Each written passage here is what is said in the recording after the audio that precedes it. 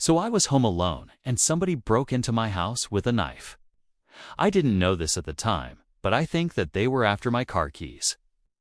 They tried to steal my car a few weeks before, but I caught them in the act and scared them off. So I think that they came back for my keys because they knew that I was unthary when they tried to steal the car the first time. I had been home alone many times before, and I always felt safe. It was late at night, and they probably had other things to deal with, and then they would see me, and then I could run away. And I remember thinking that maybe if I got far enough down the street, I could get away. But I also remember thinking that they might have a car waiting outside, and they might be able to catch me. The police never caught this guy, so I never got any closure. And honestly, I don't think that they ever will. I think that he probably got away with it, because I was afraid that they wouldn't take me seriously. So I never got any counseling or anything like that. And I just kind of dealt with it on my own. But if I had known back then what I know now, I would have handled it differently. Also, subscribe to my channel for more content like this. Thanks for watching, and have a good night. But please take my advice and don't wait. If you ever hear something, or if you ever feel like your life is in danger, don't wait. Do something, because you don't know what's going to happen. You don't know if this person is going to hurt you or not. And I know that it's easier said than done, but just do something. And I know that that was probably a mistake, but I was young and I didn't really know any better. And so I remember sitting there, paralyzed by fear. I couldn't move. I couldn't make a sound. I was just sitting there, frozen in place. I still live in the same house, but I have way better locks now. I also have security cameras and an alarm system. But I never should have waited that long to get out of bed. But it wasn't because of the car accident. It was just because I wanted something different. And when I sold my car, I didn't tell anybody why. And I think that that was another mistake, because it would have made sense for me to tell somebody what happened, and maybe they would have been able to catch this guy. But I was young, and I didn't really know what to do. If I had gotten out of bed right away, I probably would have been able to get away, or at least defend myself. But I froze. And if I had defended myself, I wonder if I would have been charged with murder, because this guy did have a knife. And it felt like forever, but I imagine it was only a few minutes. But it seemed like an eternity. And the whole time that they were in my house, I could hear them moving around. I could hear them rummaging through stuff and looking for who knows what. And I remember hearing the front door open and close multiple times. I also remember hearing them walk into my kitchen, and they must have seen my coffee maker because they turned it on. Then they walked into my living room, and they turned on the TV.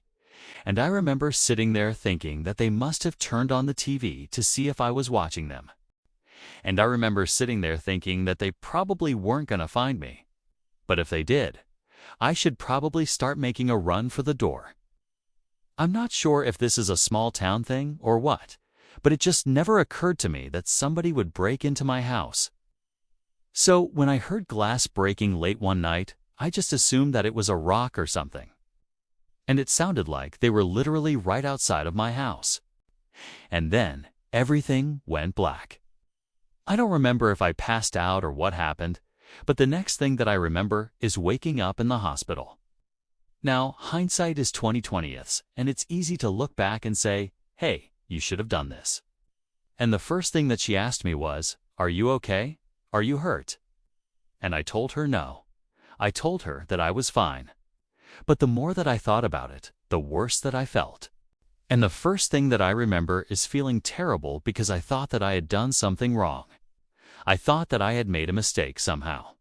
And I remember asking the nurse if I had done anything wrong, because I thought that maybe I had done something that provoked this person, that maybe I had said something that offended them, and this is why they did what they did. And the nurse was very kind, and she told me that sometimes when people go through traumatic experiences, they tend to blame themselves. She told me that it's very common and that there's nothing wrong with me. But at the time, I really thought that my best chance was to hide under the covers and hope that they did unfind me. And I know that sounds stupid, but I remember specifically thinking that if they found me, I wouldn't be able to talk. And so if they found me, I would try to make myself look as unthreatening as possible. And I remember specifically thinking that if they found me, I would try to act like I was mentally challenged or something, because I didn't want to provoke them further. And I know that sounds stupid now, but that was my thought process at the time. And the last thing that I expected was for somebody to be trying to break in. But let me tell you, if you ever hear glass breaking, even if you live in a nice neighborhood, even if you have never had anything stolen, or even if it sounds like it's coming from outside of your house, it probably is. And you should do something about it. I don't remember exactly what time it was, but I woke up to somebody screaming and yelling in my living room. And I remember sitting in bed, kind of paralyzed by fear. I was frozen in place, and I couldn't get out of bed. I thought about getting out of bed, but I was afraid that they would see me. And so I ended up hiding under the covers in bed and calling 911. I remember that I was hyperventilating and I could barely get any words out. And all I could think about was how I was going to die. I remember thinking that they were going to come into my bedroom and cut my throat while I slept. I kept thinking that they were going to come into the bedroom and kill me, and then they would take my car. And I wished that I had done something, anything else other than what I did. It took forever for the police to get there, and I don't blame them. And I remember thinking that maybe I could get away if I just ran out the front door. Then I started hearing the police cars. I started hearing them in the distance, and then they got closer and closer. When I woke up in the hospital, the first thing that I remember is seeing a bunch of missed calls and text messages from my mom. The most serious injury that I had was a sprained wrist. So I was released from the hospital, and I went home that same day. It's weird, because even though I wasn't physically hurt, I was definitely traumatized, and it took a long time for me to feel safe again. I never told anybody what I was thinking. I never told anybody that I was going to pretend to be mentally challenged after this happened. I sold my car, and I got a new one.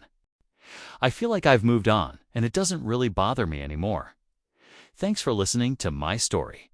If you enjoyed it, please hit the like button because it really does help me out.